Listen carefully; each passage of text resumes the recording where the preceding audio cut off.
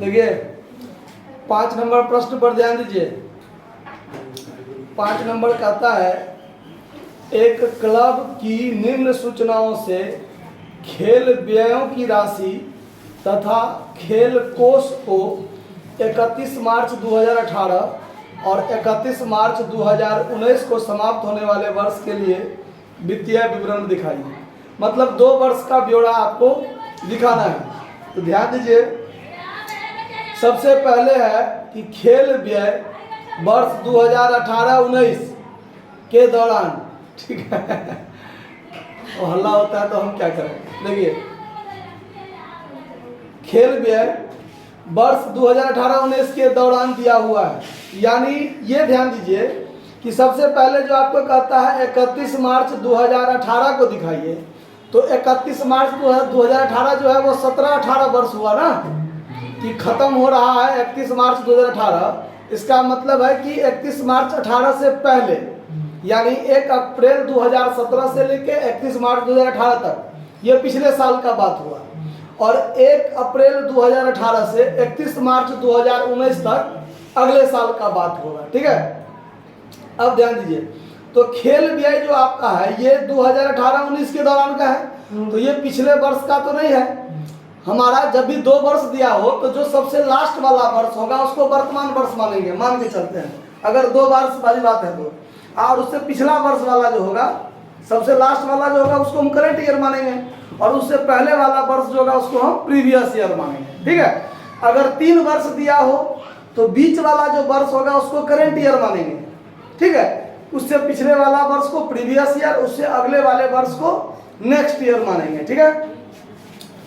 तो देखिए खेल कोष 31/3/2018 यानी 31 मार्च 2018 को खेल कोष है, तो ये पिछले साल का खेल कोष है जो अंत में स्पष्ट रूप से दिया हुआ है। अगले वर्ष के लिए ये प्रारंभिक खेल कोष होगा, फिर उससे संबंधित आमदनी होगा तो जोड़ेंगे, उससे संबंधित आमदनी होगा तो घटाएंगे, और जो अंत में बचेगा वो हमारा करंट ईयर के लास्ट वाला होगा, ठीक है। अब ध्यान दीजिए, उसके बाद है खेल कोष के लिए दान 18-19 के दौरान, यानी हमारा 18-19 हमारा वर्तमान है और 17-18 हमारा पिछला होगा, ठीक है। और खेल टिकट के बिक्री से प्राप्त धनराशि भी दिया हुआ है आपको। मतलब यहाँ जो हम 2 वर्ष के लिए दिखाएंगे वो ध्यान दीजिए। सबसे पहले हम दिखाएंगे बैलेंस शीट एज ऑन 31/3/2018। इसमें जो हम बैलेंस शीट में दिखाएंगे, ये हमारा लायबिलिटी हुआ अमाउंट, ये हमारा एसेट्स हुआ। तो हम जो यहाँ रखेंगे स्पोर्ट फंड है ना, खेल कोष है तो स्पोर्ट फंड है ना, मैच फंड है, मान लीजिए लिखा हुआ मैच फंड। तो मैच फंड जो है हमारा 31/3/2018 को, ये तो स्पष्ट क्लियर कर दिया कि 17,000 है मेरा पहले से। कितना है? 17,000। तो ये तो 17,000 यहाँ लिख दीजिए स्पष्ट रूप से। ये सवाल ये पिछले वर्ष के लिए बनकर तैयार हो गया, क्योंकि 31 मार्च 2018 है, उससे पहले वाला जो होगा पूरा वर्ष जो होगा वो 17-18 होगा। तो 17-18 के लिए ना तो हमको कोई आमदनी दिया है, ना 17-18 का कोई खर्च दिया है। 31 मार्च 2018 यानी पिछले वर्ष के अंतिम दिन बैलेंस शीट में दिखाना है, और अंतिम दिन का स्पोर्ट फंड हमको यानी मैच फंड हमको क्लियर 17,000 दे दिया है। तो पिछले साल के बैलेंस शीट में तो एक ही बात जाएगा, ये स्पष्ट क्लियर है। अब जो हमारा वर्ष होगा 18-19 वर्ष, जो 31 मार्च 2019 को खत्म होगा, उस दिन हमारा मैच फंड क्या होगा, उसके लिए पहले हम कैलकुलेशन कर लेंगे।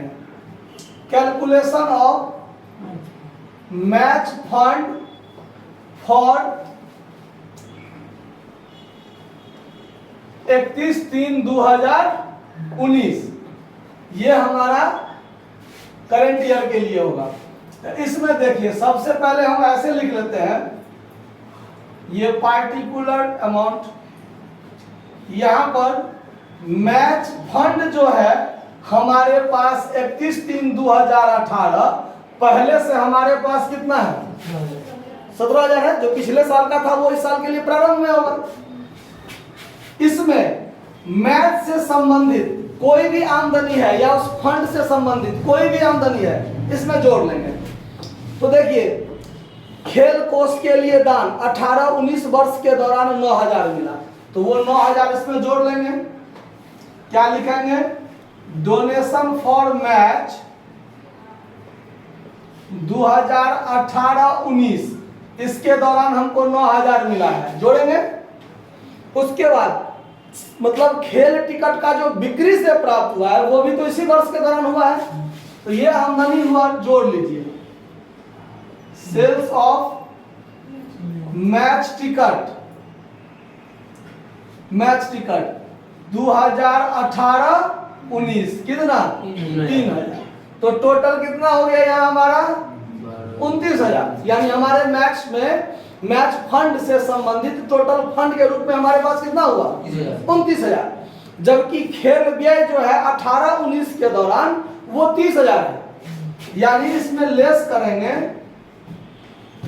मैच एक्सपेंस 2018-19, यानी 18-19 के लिए मैच एक्सपेंस हमारा कितना है? 30। यानी फंड में 29,000 हुआ, खर्चा 30,000 हो गया था, फंड से ज्यादा खर्चा हो गया ना, तो फंड में रुपया बचेगा? नहीं बचेगा। हमारा मैच एक्सपेंस के रूप में कितना हो जाएगा?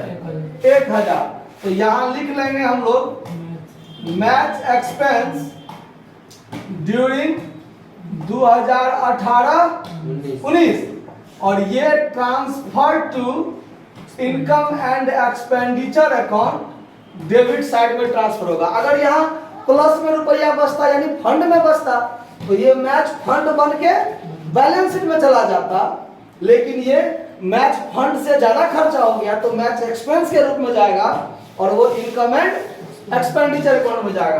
तो अब यहाँ पर हम लोग फॉर्मेट खींचेंगे इनकम एंड एक्सपेंडिचर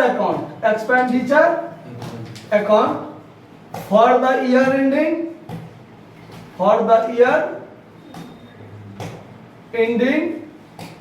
31/3/2019।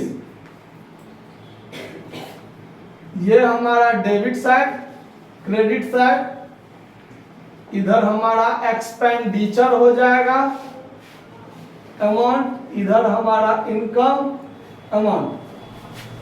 तो इसमें डेबिट साइड में लिखेंगे टू मैच एक्सपेंस के रूप में कितना? 1,000 लिख के छोड़ देंगे। बस कहां दिखाएंगे, कैसे दिखाएंगे और कितना दिखाएंगे, बस इतना ही बात कहता है आपको बनाने के लिए। ऐसा नहीं कि इनकम एंड एक्सपेंडिचर अकाउंट बनाइए या बैलेंस शीट बनाइए, उससे संबंधित और बात दिया रहा था तब हम लोग बनाते हैं। सिर्फ दिखाना है पिछले साल कैसे दिखाएंगे और करंट ईयर में क्या कैलकुलेशन करके कितना बचेगा और कैसे दिखाएंगे, बस ये आपको पूछ रहा है। समझ में आया बात? नोट कर लिया जाए। धन्यवाद।